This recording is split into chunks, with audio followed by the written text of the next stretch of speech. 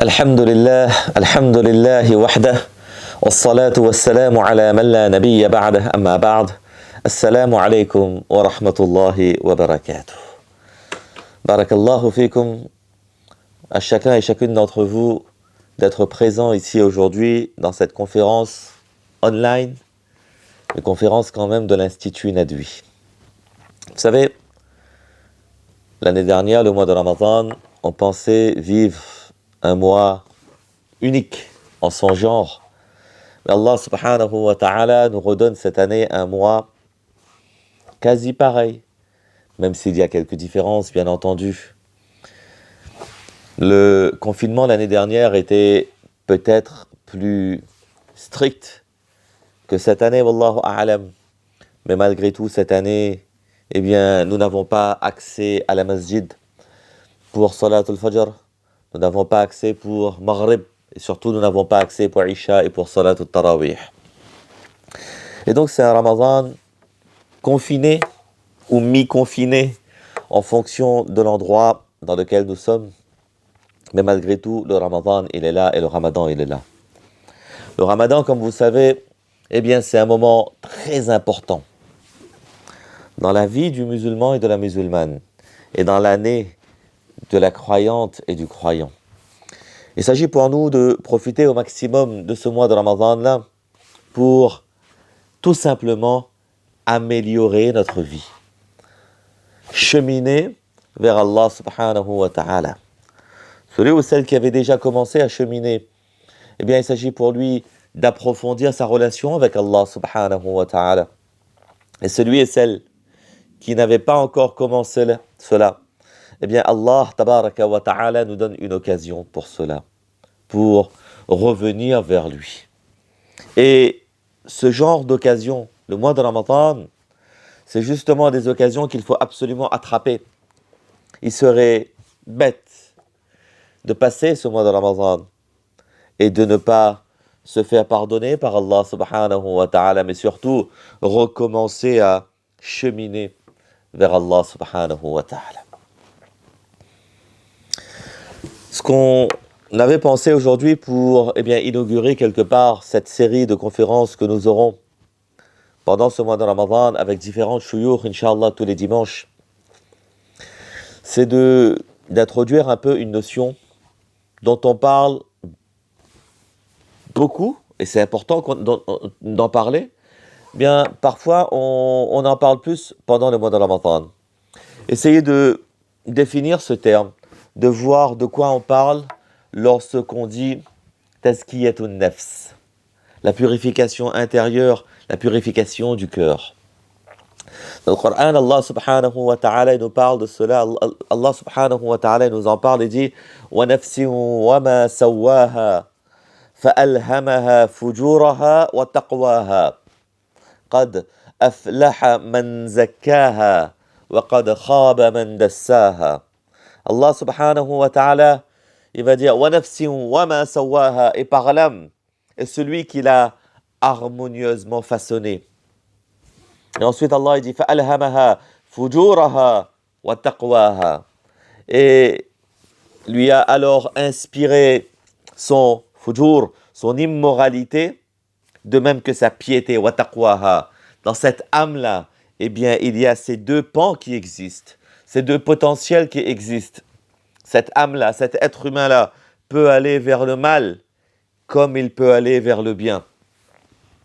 Allah subhanahu wa ta'ala nous dit, qad aflaha man zakkaha, a réussi certes celui qui la purifie, qui purifie son âme, et est perdu, et est perdu certes celui qui la corrompre son âme. Vous savez, insan, Allah subhanahu wa ta'ala, il a créé insan, et c'est un être, c'est un makhlouq. On est quelque part entre les malaïka, les anges, et les animaux. Les malaïka, les anges, ils sont programmés pour ne faire que le bien. Ils ne peuvent pas désobéir à Allah subhanahu wa ta'ala. Et de l'autre côté, on a les animaux qui, eux, ne peuvent que suivre leurs passions, leurs pulsions, leurs instincts animaux par définition.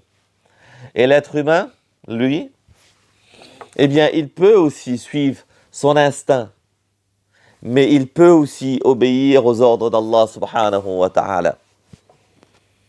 C'est en ce sens-là qu'il peut être pire qu'un animal, parce que, ayant le potentiel de faire le bien, s'il ne fait que suivre, s'il vit sa vie en suivant que, eh bien, son nafs, son instinct, sa passion, sa pulsion, ulaika kal an'am, ce sont comme des animaux. Bal hum adall, mais ils sont pires que des animaux, parce que les animaux, eh bien, ils ne peuvent pas faire autrement. Alors que l'être humain, il aurait pu faire le bien, il fait le mal. Et de l'autre côté, cet être humain-là, il peut être meilleur que les malaïkas, meilleur que les anges. Parce que les anges, ils obéissent à Allah, mais ils ne peuvent pas désobéir à Allah. Et l'être humain, il va obéir à Allah subhanahu wa ta'ala avec cette possibilité, ce potentiel de désobéissance. Malgré tout, eh bien, il va faire l'effort. Il va purifier son intérieur pour obéir à Allah subhanahu wa ta'ala. Et donc, vous voyez que l'être humain, là, il peut être pire que les animaux et meilleur que les anges. Cette purification intérieure et du cœur, eh bien, d'abord et avant tout, comprenez que c'était une des missions principales du prophète d'Allah sallallahu alayhi wa sallam. Parmi les 4 missions prophétiques, eh bien, Allah subhanahu wa ta'ala, il a octroyé cette mission-là aussi au prophète d'Allah sallallahu alayhi wa sallam wa yuzakkihim, pour que, eh bien, le prophète d'Allah sallallahu alayhi wa sallam purifie, eh bien, l'intérieur des sahaba radiyallahu ta'ala anhum et leur donne les clés et les outils pour que eux-mêmes se purifient l'intérieur bi'ithnillahi subhanahu wa ta'ala. Cette purification intérieure-là, eh bien, il y a plusieurs noms. Nous, on a dit tazkiyatun nafs. Parfois, on parle de tasawwuf. Parfois, on parle de suluk. On dit même parfois soufisme. C'est un mot d'ailleurs qui est devenu assez péjoratif en langue française parce que justement, et avouons-le, a été assez sali par des pratiques bizarres. Et c'est pour cela que maintenant, il y a plein de mashayikh aussi qui ne veulent plus entendre ce nom-là, ce substantif-là. Pourquoi ? Parce que cela va représenter des pratiques bizarres, très loin de ce que la charia nous demande de faire. Mais à notre niveau, peu importe la terminologie. Ce n'est pas la terminologie qui va compter. Il s'agit de comprendre le concept et les fondements de cette purification-là. Et on ne peut pas faire l'économie de l'explication, car trop souvent, eh bien, les termes sont utilisés à tort et à travers. Vous savez, on va entendre un terme et on va mettre ce qu'on veut derrière. Je fais ce terme. Malheureusement, ça existe beaucoup, cela. Wallah al-musta'an. Il y a des gens parfois qui se disent que j'ai entendu un terme en usul al-fiqh, ijtihad, extraction des règles. Il faut réfléchir. Eh bien, moi, je suis intelligent. Je vais philosopher dans mon coin. Je vais réfléchir dans mon coin sur la traduction du Coran et je vais l'appeler ijtihad. Ce n'est pas cela qu'on appelle ijtihad. Ou d'autres personnes qui, des fois, et ça on le voit aussi, malheureusement ça existe, qui ont un peu trop joué aux jeux vidéo, Call of Duty, etc. et qui vont malheureusement fantasmer virtuellement là-dessus et qui vont reproduire cela dans la vie réelle et ils vont l'appeler djihad. Ce n'est pas cela qui s'appelle djihad. Toujours bien cadré. Malgré le terme qu'on utilise, eh bien il s'agit pour nous de comprendre de quoi on parle. De quoi on parle. Tazkiyatun nafs. Donc, eh bien, il s'agit pour nous de bien voir de quoi on parle. Mufti Taqi Othmani nous donne quelques explications dessus, wallahu a'lam. Et d'autres ulama aussi nous parlent, eh bien, de ce Tazkiyatun nafs là.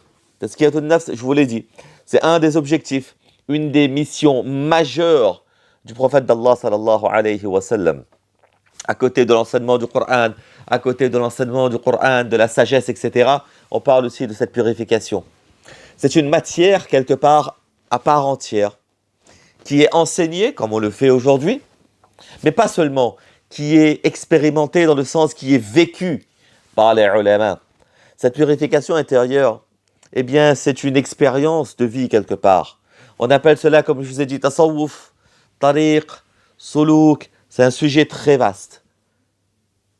C'est littéralement le mot tazkiya. Littéralement, le mot tazkiya vient de la racine arabe zakawa. Il y a des explications, on ne va pas rentrer dans les détails. Beaucoup d'ulama nous disent que c'est comme zakatul mal. Zakawa qui veut dire deux choses en fait. Premièrement, c'est nettoyer et purifier quelque chose de sale. Lorsque je vais nettoyer et purifier quelque chose de sale, j'utilise en arabe le verbe zakawa. Et deuxième dimension qu'on peut trouver dans ce terme-là, c'est la dimension, c'est augmenter et accroître. Donc, nettoyer quelque chose de sale et augmenter et accroître. Dans la terminologie de la spiritualité musulmane, eh bien, il est question de tazkiya. Tazkiyatun nafs. Le terme tazkiya est là aussi porteur des deux connotations évoquées. Premièrement, de nettoyer et de purifier son âme, son cœur, son intérieur des maladies et des défauts qui l'affectent. Et donc on nettoie l'intérieur. Et deuxièmement, de nourrir son âme, de nourrir son cœur en augmentant l'accomplissement du bien et des bonnes qualités, en renforçant donc son pouvoir immunisant pour se protéger contre l'influence de Shaitan. Donc vous voyez les deux dimensions. On nettoie et on fait augmenter, on remplit, on fait accroître.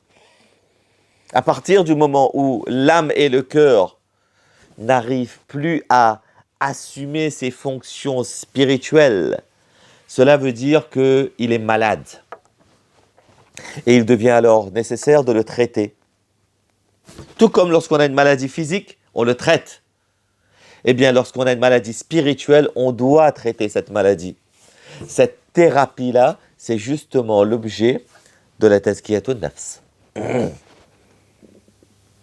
Vous comprenez donc que dans cette tazkiyatun nafs-là, on va parler de plusieurs sujets.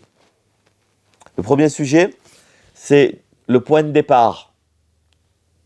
Le deuxième sujet, c'est le point d'arrivée. Et le troisième sujet, voire même le quatrième sujet, c'est ce qui va me permettre de passer du point de départ au point d'arrivée, les outils.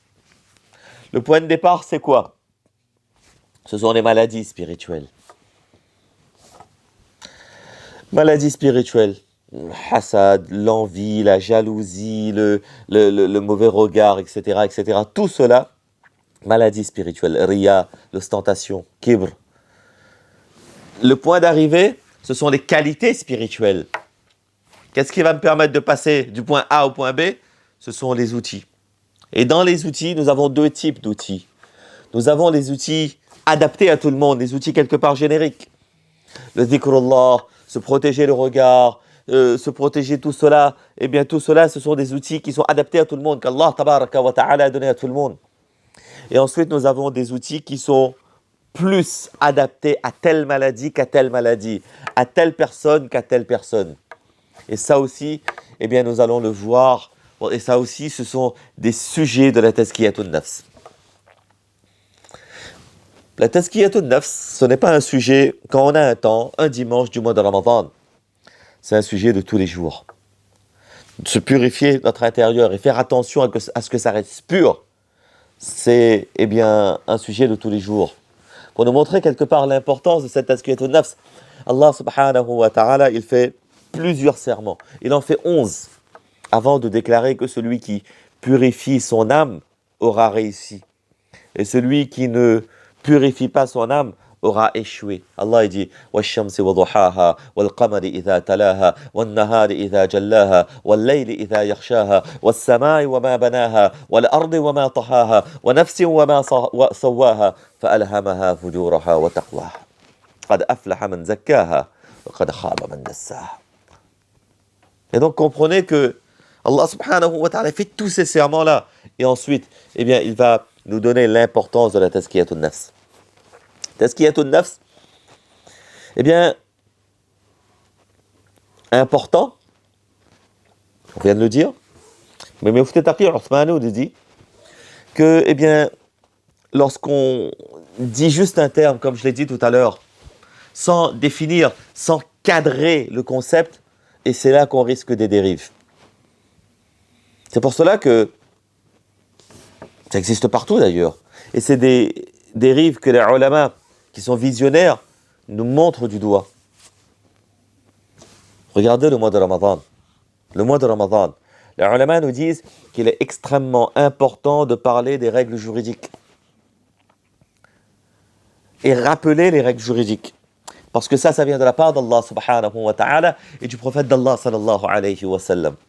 Et de parler, de l'esprit du jeûne du mois de Ramadan. La lettre et l'esprit vont nous faire atteindre cet objectif-là, la taqwa. Si on finit par se dire que c'est pas trop grave, les règles, même si je me suis réveillé un petit peu plus tard, c'est pas trop grave, tant que je me respecte moi-même, je respecte tout le monde, je respecte mon voisin pendant le jeûne du mois de Ramadan, etc., on finit par se dire ça, c'est faux. C'est faux. On ne pourra pas atteindre l'esprit et l'objectif du mois de Ramadan sans garder en tête les règles juridiques fixées. Et ça, c'est pour tous les sujets. Tous les sujets, c'est comme cela. Et les ulama qui sont visionnaires nous disent attention, attention, parce que trop souvent, maintenant, on fait abstraction des règles. On va oublier les règles. On va se dire que les règles, c'est pas très important. Alors que les règles, justement, viennent de la part d'Allah et de la part de Rasulullah sallallahu alayhi wa sallam. Et parfois, c'est même pire. Les finalités qu'on est en train de mettre en avant, parfois, ils viennent même pas de la part d'Allah. C'est une réflexion de la part des ulama, c'est humain.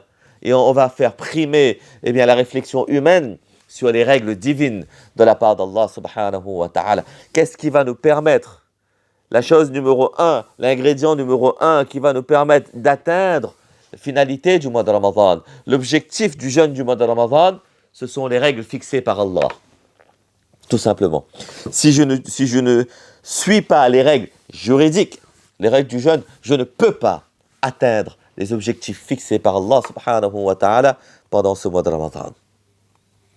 Je ferme ma parenthèse sur le jeûne du mois de Ramadan, mais tazkiyatun nafs, pareil. La méthodologie employée se doit d'être en conformité avec les enseignements du Coran et de la Sunna. Mufti Taqi Othmani nous dit, et encore une fois, regardez la vision de ces ulama. Il dit que, jour après jour, nous voyons apparaître deux dérives autour de ce concept-là. En gros, ce sont les deux extrêmes de cette tasawwuf, de cette tazkiya. Premier extrême, c'est quoi? C'est des gens qui vont nous dire ça n'existe pas en islam, ce n'est qu'une bid'a, ça n'existe pas en islam. Si tazkiyatun nafs existe, si ces sujets-là existent, et oui, ces sujets-là sont extrêmement importants. Ibn al-Qayyim rahmatullahi alayhi nous en a parlé, Imam Ghazali rahmatullahi alayhi nous en a parlé, Ibn al-Jawzi rahmatullahi, tout ce beau monde-là nous en a parlé, wallahu a'lam. Et donc de dire que ça n'existe pas, c'est faux. Mais on a deuxième dérive, plus grave encore, de l'autre côté, des gens qui pensent que la tazkiya, le tasawwuf, le soufisme, c'est une matière à part de la charia, entièrement à part de la charia. Pourquoi est-ce que je dis ça? Parce que les gens qui penseraient que ce serait une matière qui n'aurait pas à respecter les règles de base de la charia. Ça, c'est faux. Et ça, c'est une vraie dérive. C'est un vrai piège de shaitan. En gros, ils pensent que les soufis seraient dans une autre dimension.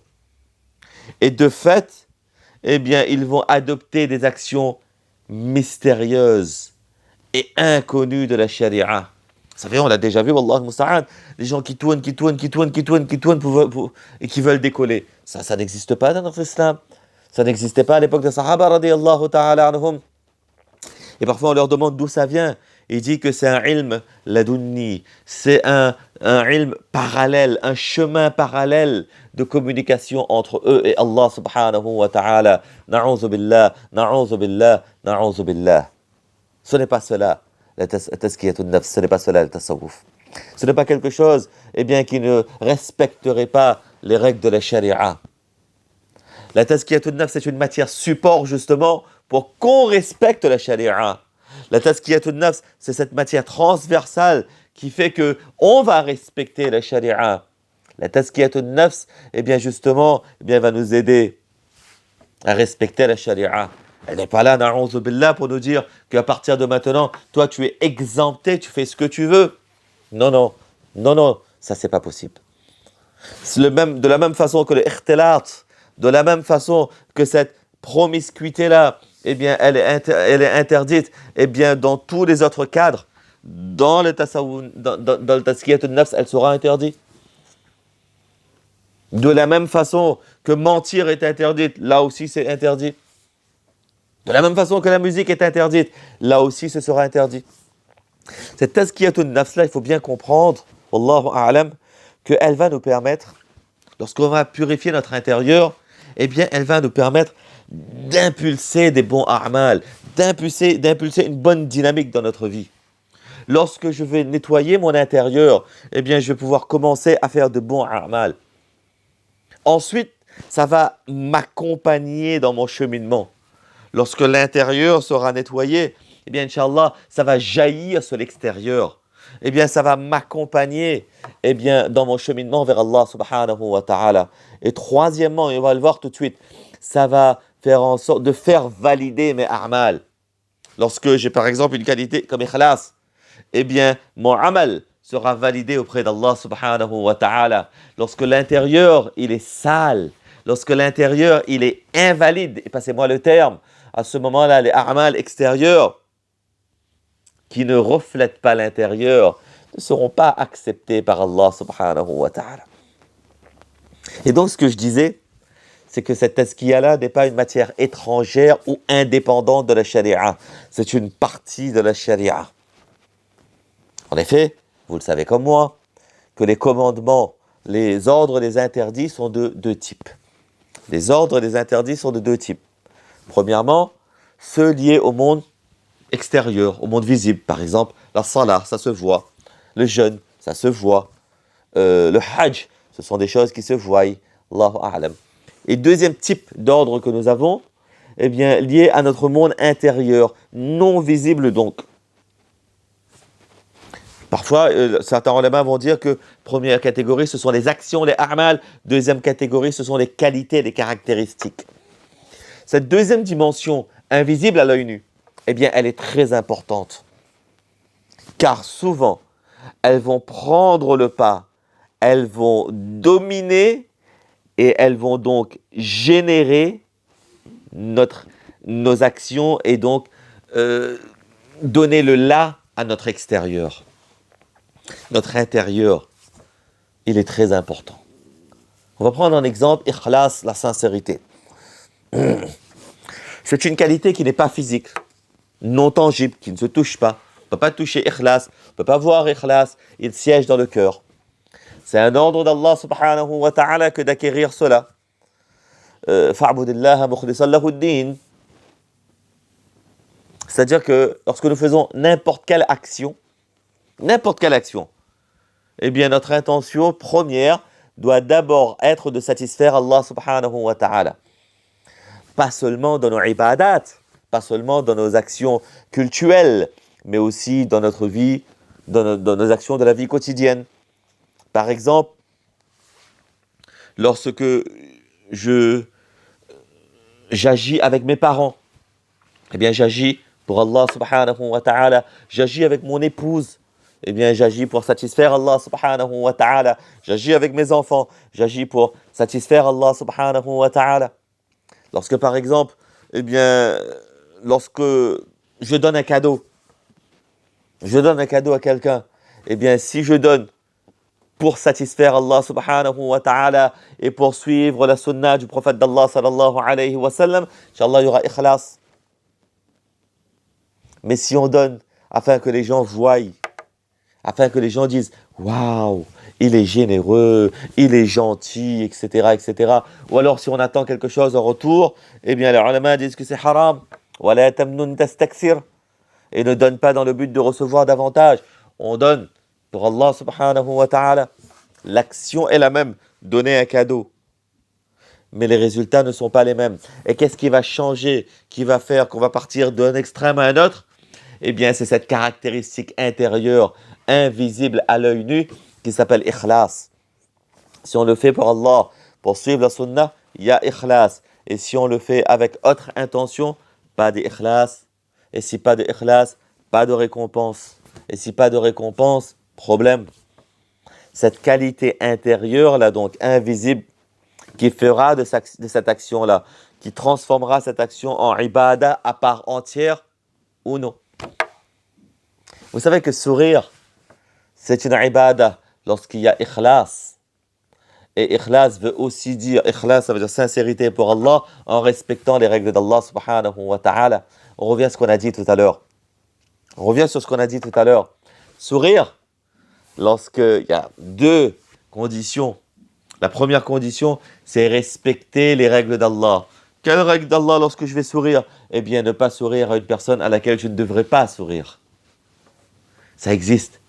Et deuxièmement, eh bien, avoir ikhlas, sourire pour satisfaire Allah subhanahu wa ta'ala. À ce moment-là, je serai récompensé. Cette sourire-là sera un sadaqa. Sourire-là sera un sadaqa. Vous savez, j'avais raconté eh bien, cette histoire aux étudiants en Adwi. Je vous la raconte aujourd'hui, Wallahu a'lam, une fois, pour bien vous montrer que eh bien, tout ce qu'on fait doit respecter les règles qu'Allah subhanahu wa ta'ala nous donne, au risque d'annuler cette action-là. Une fois, on était en Inde, j'avais un prof qui était décédé maintenant, Mufti Ismail Palkodrawi, rahmatullahi alayhi, qui était enseigné Darul Ifad de Darul Ulum Kandharia, là où j'avais étudié. Eh bien, quand il allait quelque part, parfois il nous demandait si on voulait venir avec lui. C'était un honneur eh bien, de rester avec les mashayikh, même en dehors des cours et de fréquenter, etc. etc. Et ce jour-là, moi j'étais en dernière année, j'avais une voiture. Je ne sais pas si on a le droit d'appeler ça une voiture. Hein. C'était un truc dans lequel je circulais. Donc il a dit que demain, Inch'Allah, vendredi, c'est le week-end là-bas, on va partir quelque part. Je dis ok, donc je lui demande si j'emmène ma voiture. Il m'a dit non, laisse ta voiture. Il y a un chauffeur qui va venir nous chercher. Un chauffeur qui va venir nous chercher. En Inde, qu'est-ce qui se passe, cher?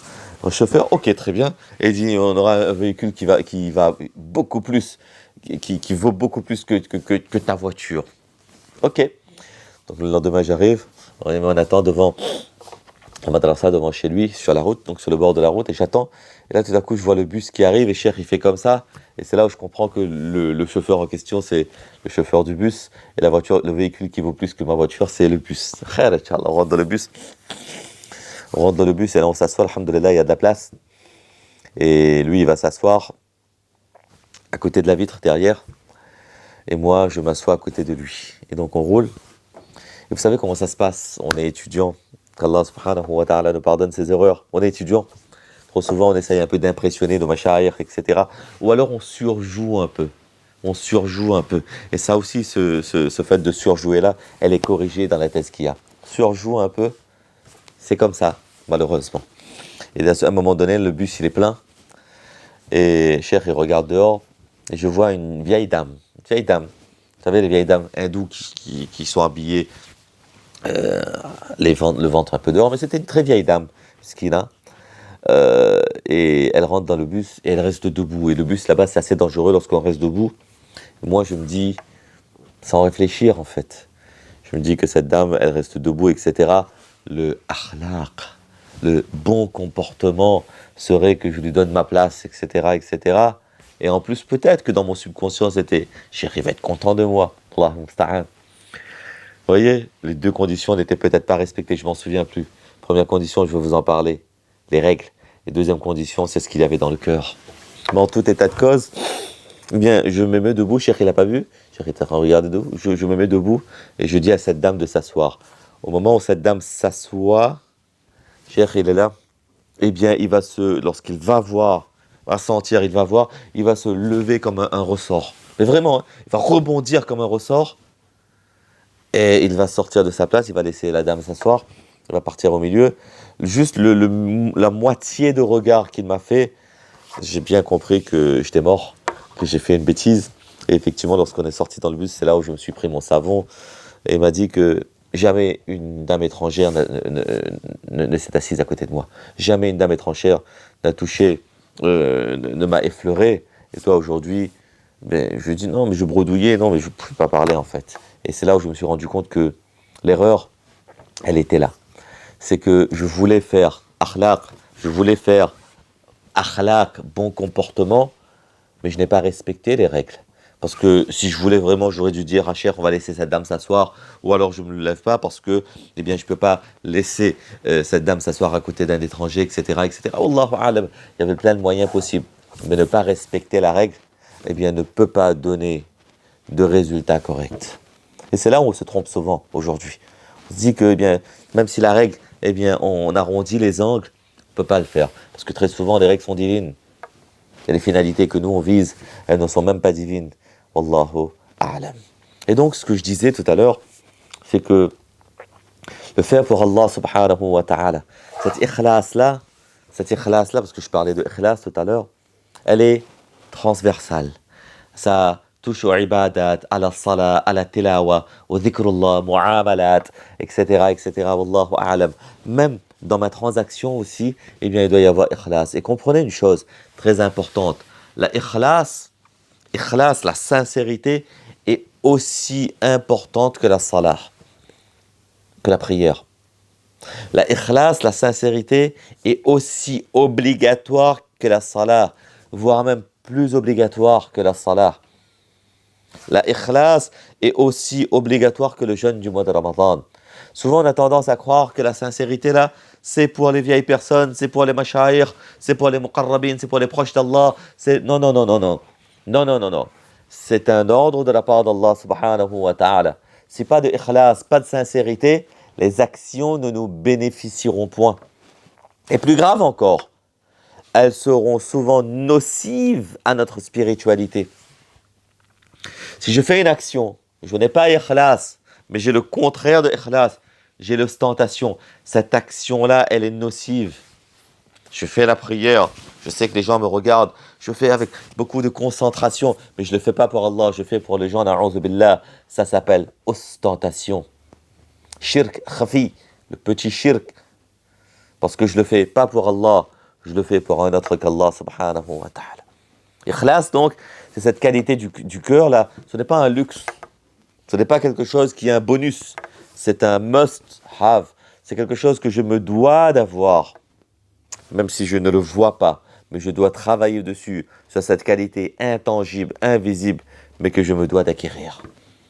On a plein d'exemples comme cela. Le tawazu', l'humilité, on traduit habituellement par humilité, on se doit d'être humble, et par définition, on se doit d'être humble, on ne doit donc pas être arrogant. Je vous ai dit qu'il y a un point A et un point B. L'humilité, l'arrogance, ikhlas, riya. Je dois partir de là, je dois arriver à là en utilisant les outils qu'Allah subhanahu wa ta'ala met à ma disposition. Cette tawazu', cette humilité-là, Mufti Taqi Othmani nous explique le concept de tawazu'. Il dit que c'est beaucoup plus large que l'humilité.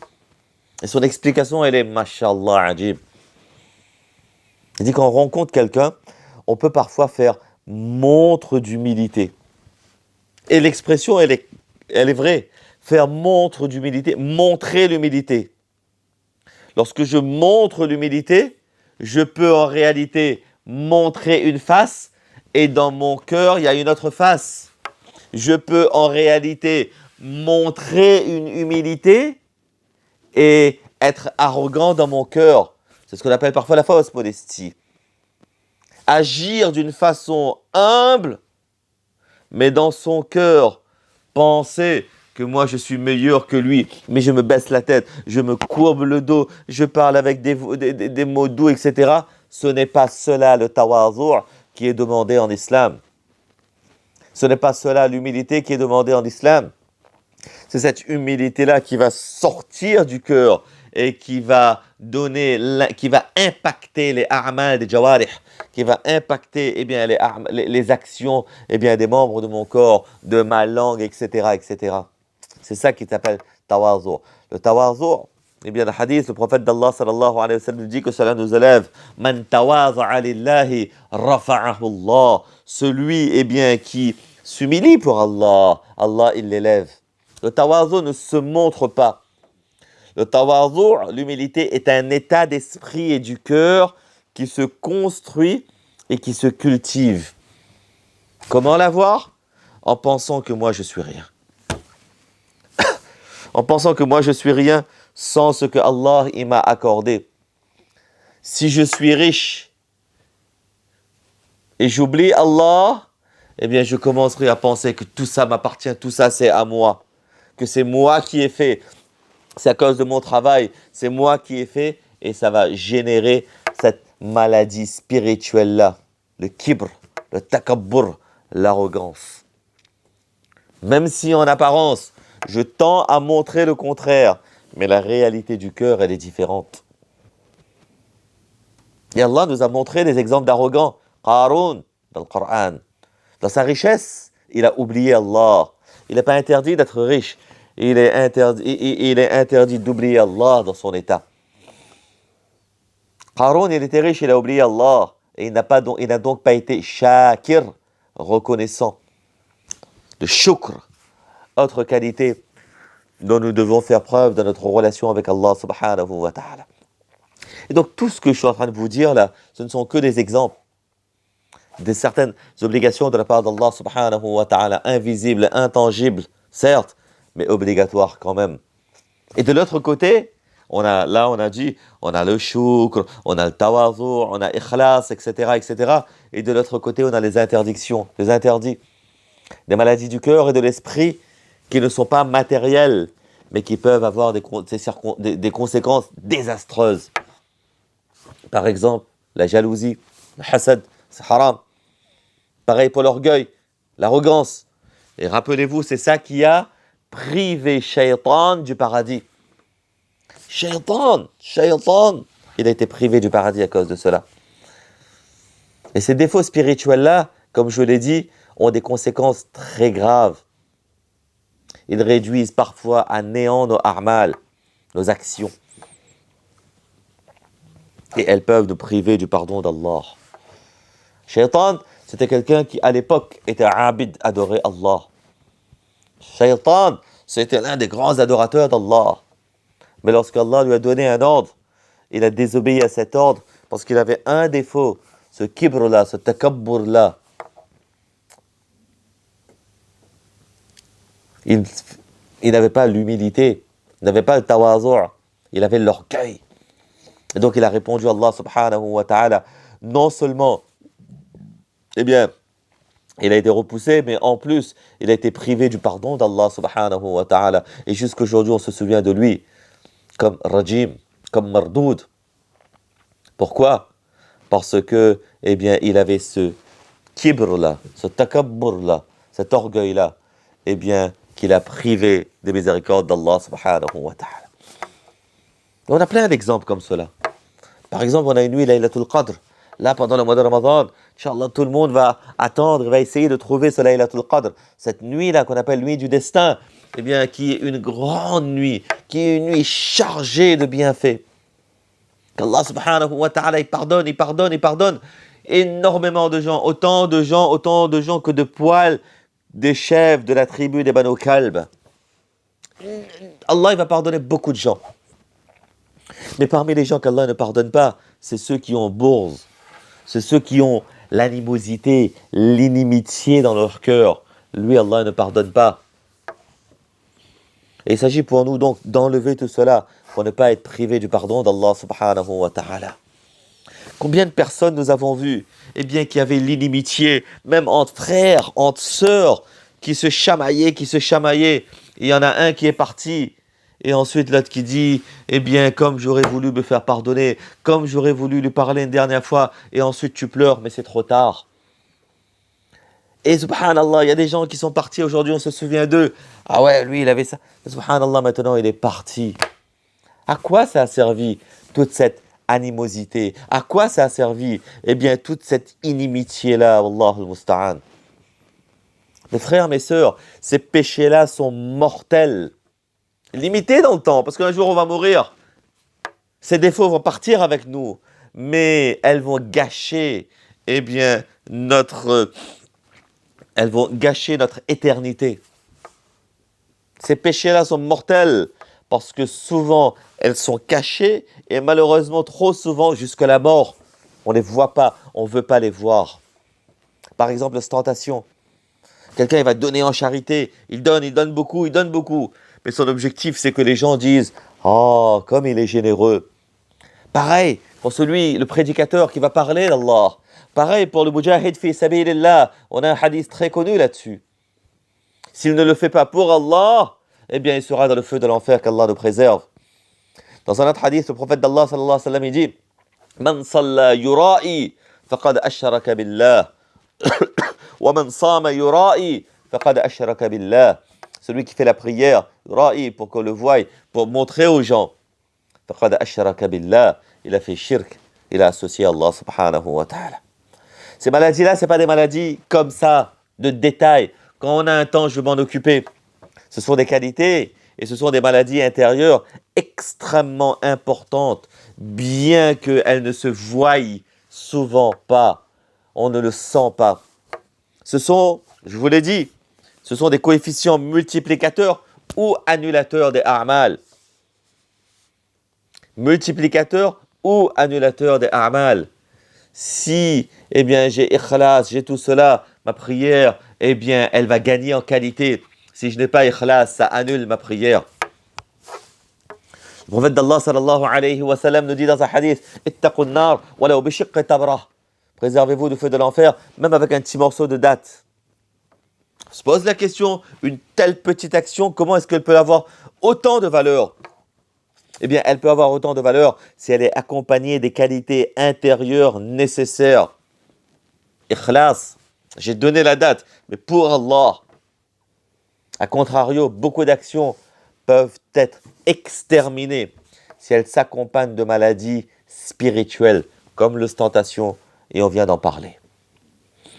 Trop souvent, on se focalise, nous, sur les actions visibles. Bien sûr que c'est important, mais ces caractéristiques intérieures, là aussi, on se doit de les comprendre. On se doit de les comprendre. Et c'est dans cette perspective-là que l'on peut comprendre les hadiths du prophète d'Allah sallallahu alayhi wa sallam, qui d'un côté nous parle, eh bien, de se sauver du feu de l'enfer en donnant un morceau de date, uniquement un morceau de date. Et de l'autre côté, eh bien, quelqu'un qui donne beaucoup, beaucoup, beaucoup, mais parce qu'il veut que les gens disent de lui qu'il est généreux, eh bien, cette personne-là ne méritera pas autre chose que l'enfer, wallahu musta'an. Qu'est-ce qui fait la différence entre ce petit peu-là et ce beaucoup-là, ce petit peu qui entraîne vers le paradis et ce beaucoup qui, malgré le beaucoup, entraîne vers l'enfer? C'est ikhlas, c'est la sincérité. Et donc, je vous disais que le prophète d'Allah, sallallahu alayhi wa sallam, il est venu avec cette mission-là aussi. Purifier les cœurs des maladies spirituelles et des mauvaises habitudes. C'est cette branche de la charia-là, eh bien, qu'on va appeler, comme je dis, tazkiyatun nafs, tasawwuf, etc., etc., wallahu a'lam. Il y a certaines personnes qui se trompent en croyant que ça, c'est uniquement certaines formules de dhikrullah, certaines formules de wird, appris du cheikh, ou encore appris ailleurs, à travers les rêves, etc. C'est pas ça, tazkiyatun nafs. Le dhikrullah, bien sûr que c'est important. C'est un outil très important, central dans la tazkiyatun nafs. Mais ce n'est pas que cela. Si on ne fait que cela, sans cœur, sans vie, sans réalité derrière, sans vouloir se corriger, sans se corriger son intérieur, Allah musta'an, c'est pas cela qu'on appelle tazkiyatun nafs. Le prophète d'Allah sallallahu alayhi wa sallam, il a travaillé sur le cœur des sahaba, radiyallahu ta'ala anhum. Dans la jahiliya, avant l'islam, les Arabes étaient très arrogants. Les différentes couches sociales ne se mélangeaient pas. Les chefs de tribus, par exemple, abusaient des plus faibles. Les Sahaba, ils venaient de ce genre de société-là. Abu Bakr, radiallahu ta'ala, lui-même, Abu Bakr. Nous, lorsqu'on nous parle d'Abu Bakr, c'est quelqu'un de très doux, mashallah.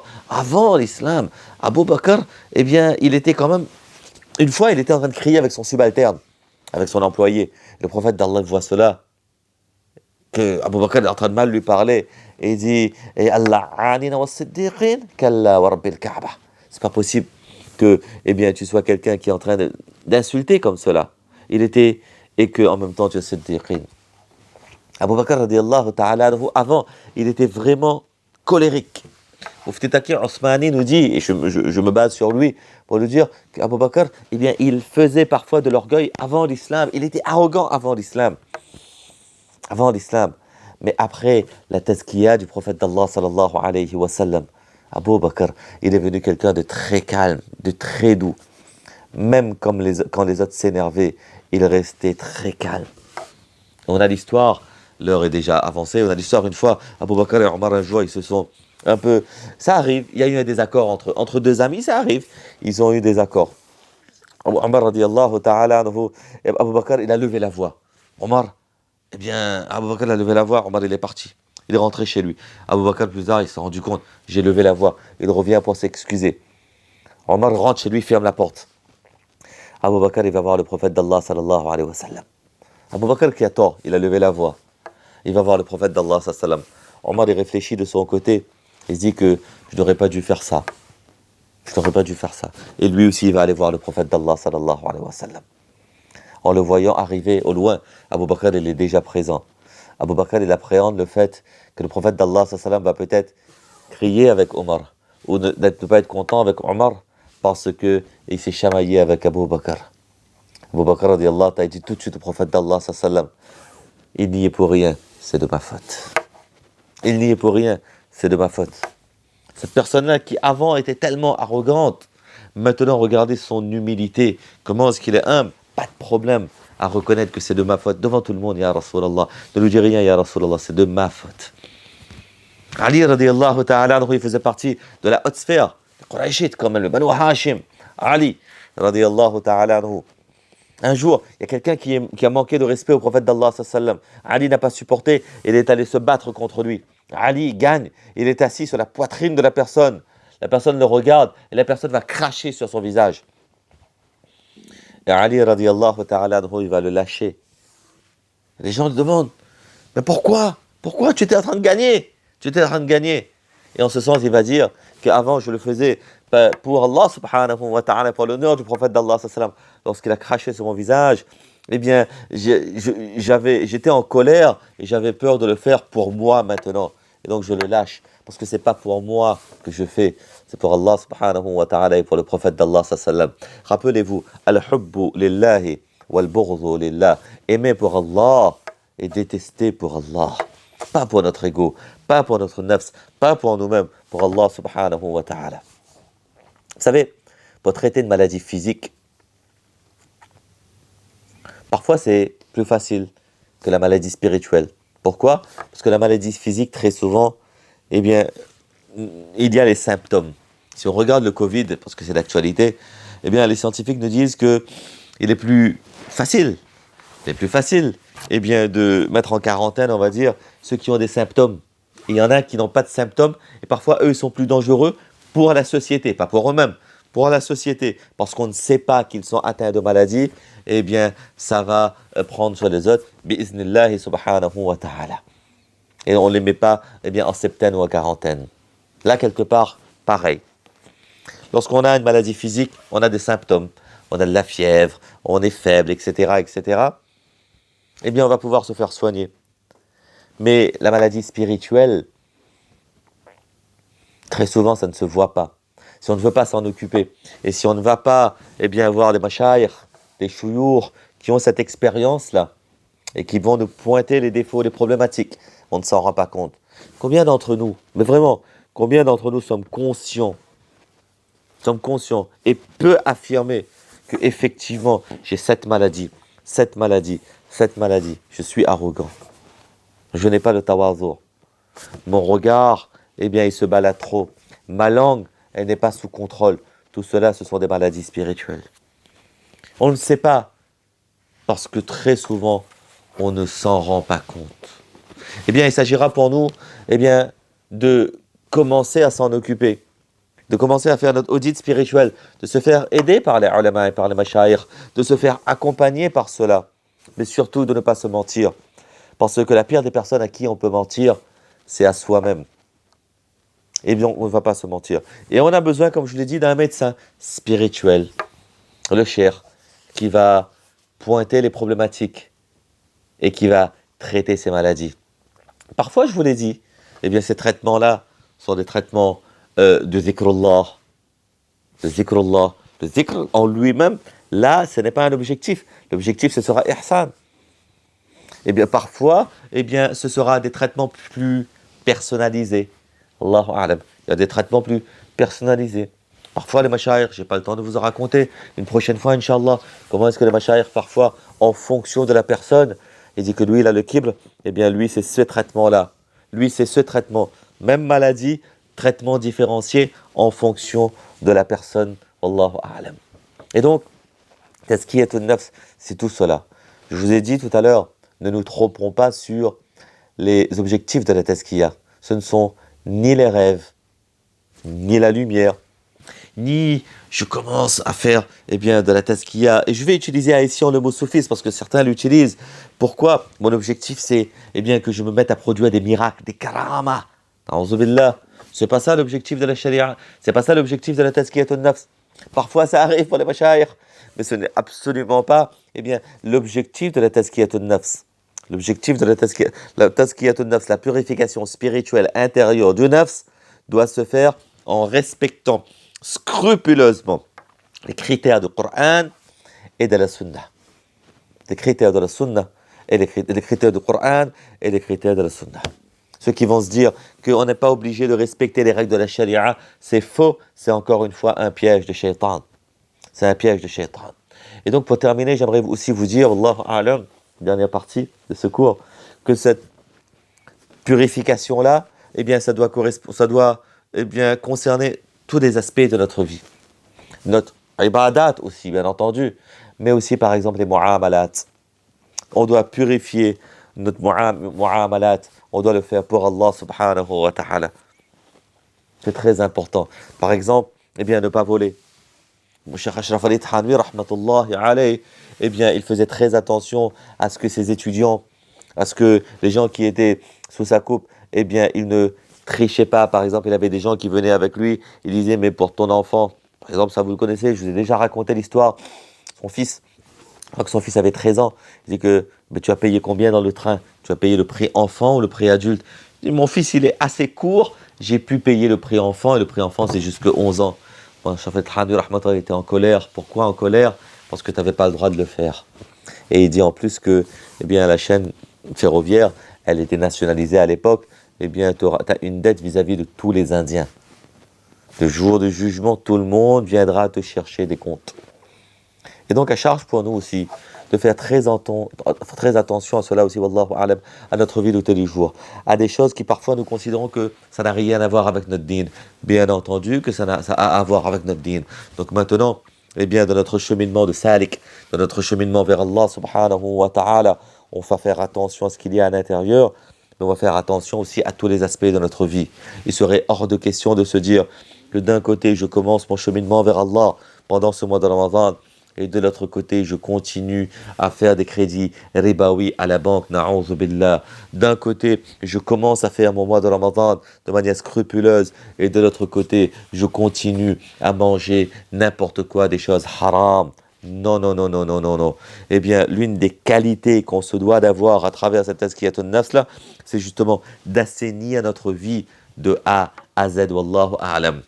Et parmi cela, il y a le courage, enfin, le courage de combattre notre nafs, ses désirs et ses shaitans. Je ne vous l'ai pas dit tout à l'heure, mais dans les discussions de la tazkiyatun nafs, il y a aussi cela. Il y a eh bien, les ennemis quelque part, les choses qui rendent difficile ce parcours du point A à un point B. Je vous ai dit les outils facilitateurs, mais on a aussi ce qui rendent difficile. On a notre nafs, ses désirs et shaitans. D'ailleurs, les gens se demandent pourquoi est-ce que même pendant le mois de Ramadan, parfois il y a des choses qui sont là, il y a des difficultés qui restent là. C'est que l'une des explications que nous donne les ulama, shaitan, il est attaché. Mais mon nafs, il est là. Et mon nafs, il a tellement pris l'habitude de... Eh bien, c'est cette habitude du nafs là qui reste là pendant ce mois de Ramadan. À charge pour nous, justement, eh bien, d'essayer de mettre ce nafs là sous contrôle, d'utiliser ce mois de Ramadan dans lequel nous sommes, Allahu a'lam, pour mettre ce nafs là sous contrôle afin que nous puissions, même au sortir du mois de Ramadan, Shaitan, tu peux revenir. Maintenant, bi'ithnillahi subhanahu wa ta'ala, j'ai commencé mon cheminement vers Allah subhanahu wa ta'ala. Donc, à charge pour nous de choisir cela, Inch'Allah, et de faire, eh bien, ce cheminement-là vers Allah et la tazkiyat al-nafs, cette purification intérieure. Amin. Wa akhiru da'wana alhamdulillahi rabbil alamin. On va faire dua, Inch'Allah. Bismillahir rahmanir rahim. اللهم صل على سيدنا محمد وعلى آل سيدنا ونبينا ومولانا محمد وبارك وسلم. اللهم لك الحمد كما هديتنا بالإسلام، ولك الشكر كما علمتنا الحكمة والقرآن. يا الله يا رحمن يا رحيم يا ذا القوة المتين يا فعالا لما تريد. اللهم ربنا ظلمنا أنفسنا وإن لم تغفر لنا وترحمنا لنكونن من الخاسرين. والله tu le pardonnes, tu es Rahman, tu es Rahim. Ya Allah, pardonne nos péchés, Ya Allah. Ya Allah, pardonne-nous tous nos péchés, Ya Allah. Ya Allah, pardonne-nous tous nos péchés, Ya Allah. Ya Allah, accepte de nous ce mois de Ramadan, Ya Allah. Accepte de nous les jeunes du mois de Ramadan, Ya Allah. Ya Allah, purifie notre intérieur. Ya Allah, purifie notre intérieur, Ya Allah. Purifie notre extérieur, Ya Allah. Ya Allah, protège-nous de tous les maux, Ya Allah. Intérieur et extérieur, visible et invisible, Ya Allah. Protège-nous de Shaitan, Ya Allah. Protège-nous, Ya Allah, des méfaits de notre nafs, Ya Allah. Ya Allah, donne-nous les qualités, Ya Allah, que tu nous demandes d'avoir, Ya Allah. Ya Allah, le monde, Ya Allah, sauf Ya Allah, les musulmans et les musulmanes, sauf Ya Allah. Ya Allah, facilite-nous au maximum, Ya Allah. Fais que nous puissions rester fermes, Ya Allah, sur cet iman, Ya Allah. Ya Allah, c'est toi qui fais, Ya Allah. Si toi tu ne fais pas, Ya Allah, personne d'autre que toi n'est capable de faire, Ya Allah. Ya Allah, protège-nous, Ya Allah. Ya Allah, donne-nous la afia, Ya Allah. Allahumma inna na'udhu bika min al-barasi wal-jununi wal-judham wa min sayyi al-asqam. Ya Allah, protège-nous de cette épidémie, Ya Allah, de cette pandémie, Ya Allah. Ya Allah, fais-nous sortir de cela, Ya Allah. Ya Allah, facilite-nous au maximum. Ya Allah, fais que nous puissions prendre des leçons de cela, Ya Allah. Tous ceux qui m'ont demandé de dua, Ya Allah, accorde-leur ce dont ils ont besoin, Ya Allah. Si c'est halal, si c'est jaïz, Ya Allah. Si ce n'est pas bon pour eux, Ya Allah, éloigne ces choses d'eux, Ya Allah. Éloigne-eux de ces choses-là, Ya Allah. Ya Allah, protège-nous, Ya Allah. Ya Allah, protège nos familles, Ya Allah. Ya Allah, c'est toi qui fais, Ya Allah. Allahumma inna nas'aluka khayran ma sa'alaka minhu abduka wa nabiyyuka Muhammad sallallahu alayhi wa sallam, wa na'udhu bika min sharri ma sa'alaka minhu abduka wa nabiyyuka Muhammad sallallahu alayhi wa sallam, wa anta al-musta'an wa alayka al-balagh, wa la hawla wa la quwwata illa billahi al-'aliyyil 'azim. Subhana rabbika rabbil 'izzati 'amma yasifun, wa salamun 'ala al-mursalin, walhamdulillahi rabbil 'alamin.